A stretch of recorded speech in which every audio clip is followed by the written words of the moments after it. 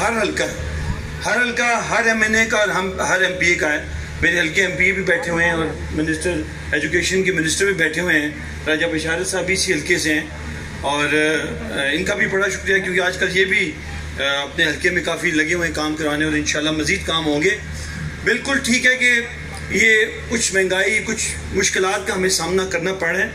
اس کی وجہ یہ ہے کہ یہ جس طرح 6 ٹریلین یعنی 6,000 ارب سے یہ پچھلے 10 سالوں میں 30,000 ارب تک قرضے گئے تو یہ جو پاکستان تھا ایک کولیجن کوسٹ پہ جا رہا تھا, ایک ایسی جگہ پہ جا رہا تھا جہاں پر ممکن نہیں تھا کہ اس کی کوئی بچت ہو سکتی, فائنینشلی مصیبت میں پڑ رہا تھا. تو ظاہر ہے کہ جو ابھی مشکلات آپ کو نظر آتی ہیں سب کا حکومتوں کی دی ہوئی ہیں, لیکن پھر بھی اس کے باوجود بھی کہ اگر آپ ابھی دیکھیں گے جو اکنامک فیکٹرز ہیں امپروو ہو رہے ہیں اور انشاءاللہ اس کا ثمر آپ لوگوں کو ہی ملنا ہے.